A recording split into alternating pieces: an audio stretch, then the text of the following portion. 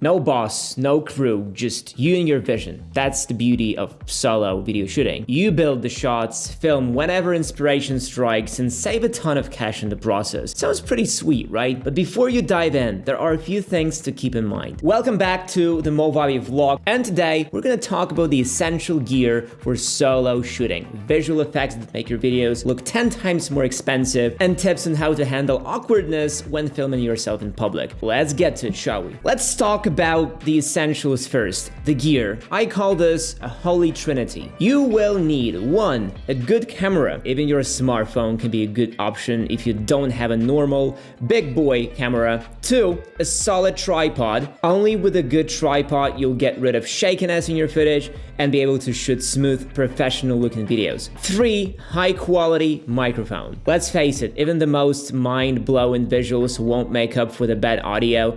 These 3 things are basically your ride or die companions, the core ingredients that will give you the right start. Now let's briefly cover some additional gear that can take your videos to the next level. Starting with lights. Natural light is obviously your best friend since it's a free way to eliminate your shots, but hey, having some extra lighting options like soft boxes or ring lights never hurt anybody, especially if you are filming indoors or at night. And if you don't want to memorize the script, then you also need a teleprompter. With a teleprompter, you'll deliver those lines flawlessly without breaking eye contact with the camera. And this is very important. Oh, and one more thing. If you want to shoot these cinematic, dynamic shots that scream professional, a slider is a must. It allows you to create smooth glides and pans without shakiness. Though these things aren't exactly cheap. And we're just getting started, folks. Buckle up because next we'll be diving into the world of pre-production tips and visual tricks. I will explain to you how to plan your shootings and tell you about a few cool tricks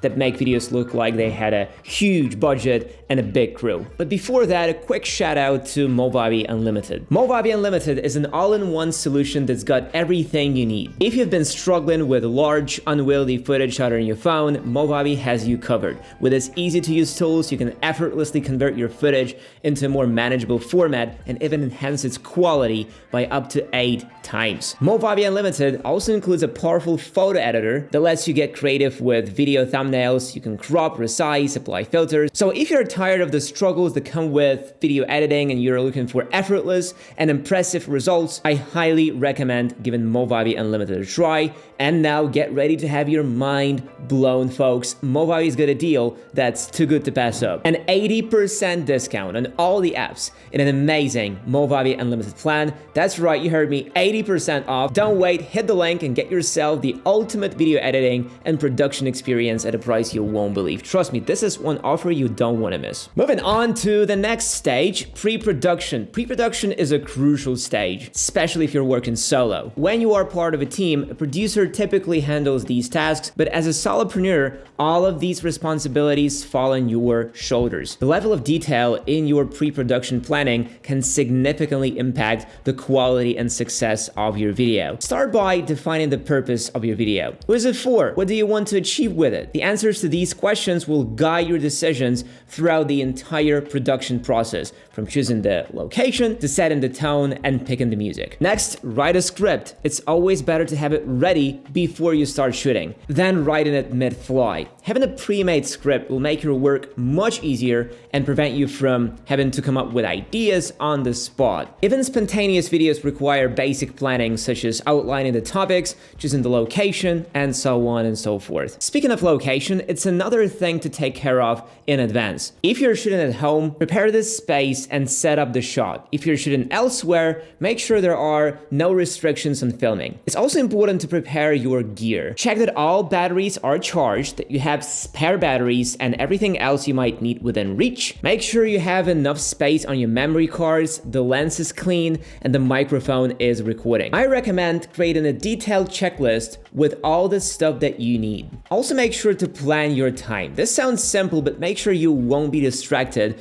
by any tasks or people during filming. I always recommend scheduling some extra time for shooting. Things can go wrong, and it's better not to have to rush or get nervous. Finally, create a detailed shooting plan. Plan not a checklist. Kind of like a step-by-step guide. The order of the shots, camera movements, and any other necessary details. Also, if you're shooting a video where you speak into the camera, be sure to read the script aloud beforehand, just so you know how each phrase must be delivered. These simple steps will help you save time during the shooting and generally make things go smoother. But how to make your videos look more creative and more expensive? Since your camera will most likely be on a tripod, around 90% of your shots will be static. This is why it's important to get creative and make the shots more interesting. One simple way to do this is to use zoom in and zoom out during video editing. This will add movement to the image. Another way to make your videos more visually appealing is to use different types of shots. Try shooting the same scene from different angles. This can be time-consuming,